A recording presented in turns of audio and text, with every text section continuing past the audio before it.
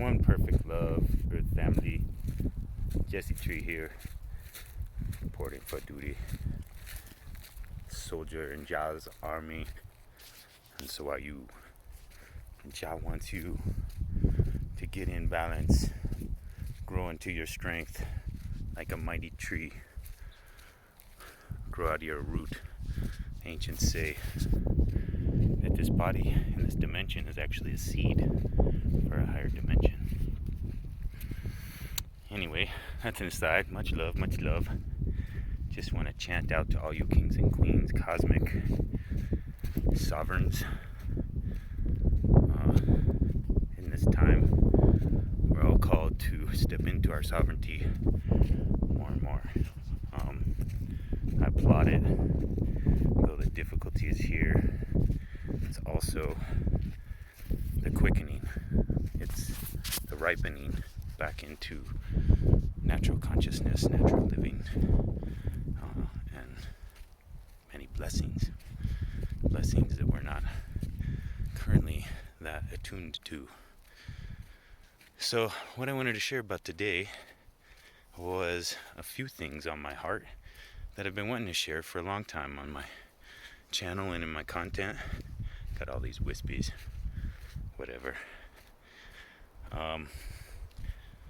And that's on the concept and more concepts of dreadlocks and astrology. So I've been rocking dreadlocks now for about 6 years. I had a crop before that for about 2. So I've been loving the lock life. To me, it speaks to my wish for naturalistic consciousness, a connection to the ancient practices, and moreover, what I understand it to be is that these are like silica, right? Your hairs, they're very much like quartz. Same with your bones and your fingernails and your teeth. They're all piezoelectric, and silica is a conductor, superconductor, semiconductor. So it operates on multiple levels as a conductor of electricity. To me, these are antennae to connect my consciousness through my third eye, but also through the locks themselves. I'd still have my connection in my source, in my heart, and you can never be separated. But think of it as like, your antenna on, I don't know how old school all of you are out there, but back in the day, if you didn't have cable, you had to tune in with your antenna. And you could get a little rabbit ears for the top of your set, or you could get the big antenna that you connect on your roof with lots of little things sticking out. That's what dreadlocks are. Dreadlocks give you greater antenna connection to the Most High Jah. And when I say Jah, I'm not trying to say anything other than what it means, which is the alchemical combination of the elements of earth, wind, fire, and water. That's what Jehovah means. It's just an ancient word, and I love the connection also with their dreadlocking with Rastafarianism, occult understanding. Rastafarianism has within it, practices, some of which may have been transported from India, which is also a place I love in terms of the wisdom traditions of in Rastafarianism. It's prescribed to eat vegetarian, natural food, hopefully grow your food, to use herbs, for your health, to meditate with sacred plants like cannabis, so much like the Shivites. I really love all traditions of wisdom across the earth. Christianity, Buddhism, Hinduism, Taoism, being some of my great favorites. Judaism, all of it really. Kabbalah, and it all connects to this, what may have been an ancient culture. They've found megalithic structures all over the earth. They found, like in Japan, off the coast of Japan and Greece, giant pyramid structures in the ocean. They've also found in Mesoamerica, in Guatemala, a city essentially the size of Los Angeles, and the capacity for population the size of Los Angeles. All pyramid structures. They thought it was a bunch of mountains and stuff. One in Bosnia that dwarfs Giza. So pyramids have been built all over the earth, and usually with these stones that are also conductive or have interesting properties. There's a thought that all the different traditions and languages was sort of a bifurcation of an ancient culture, put forth in a book by a man named Graham Hancock. It's brilliantly written, very scholastic. Highly suggest it if you're interested in checking that out more. So I love this connection with ancient culture, with esoteric wisdom. It's done me well over the years through practices of meditation that I started way back when I was like 18, into, chronic sort of ripening through right intention, sort of ahimsa, a wish to do no harm, to put forth loving kindness in the world, through diet, fasting, through this vegetarian or plant-based, at least, diet.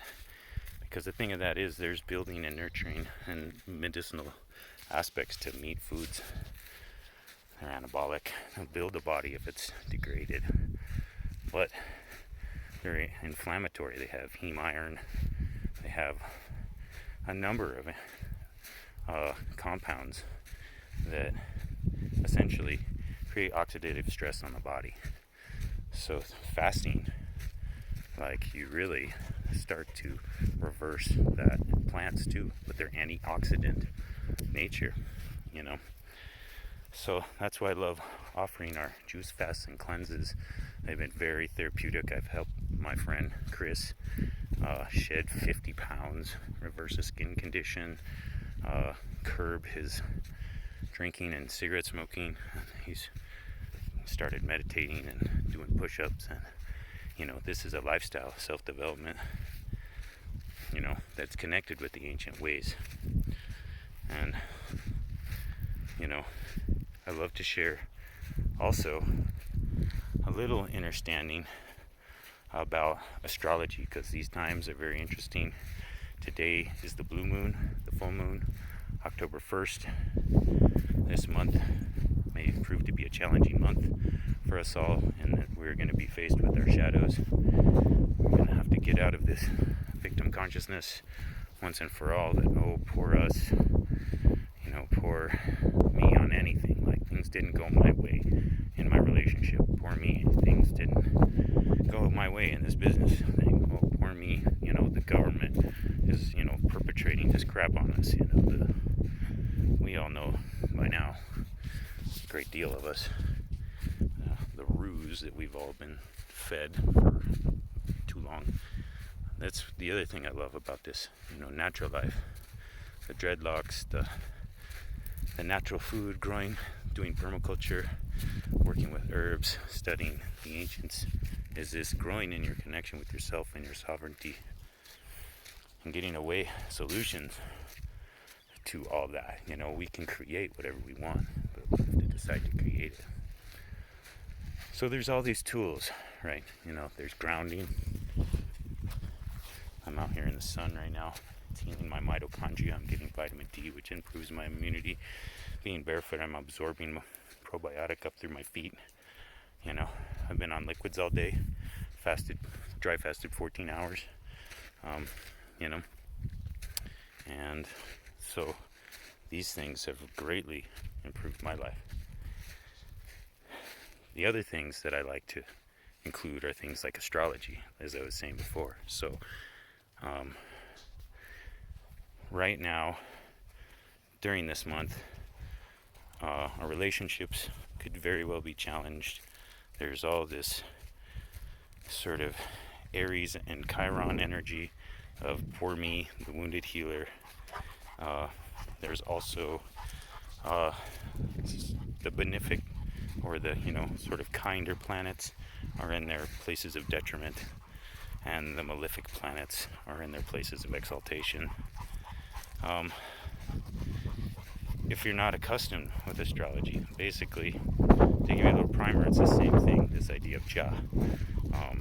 The different signs of the zodiac represent essentially different months of the year, and how they connect in with the other planets when they are, aligned with each other. Their energies are amplified, and all the planets have different,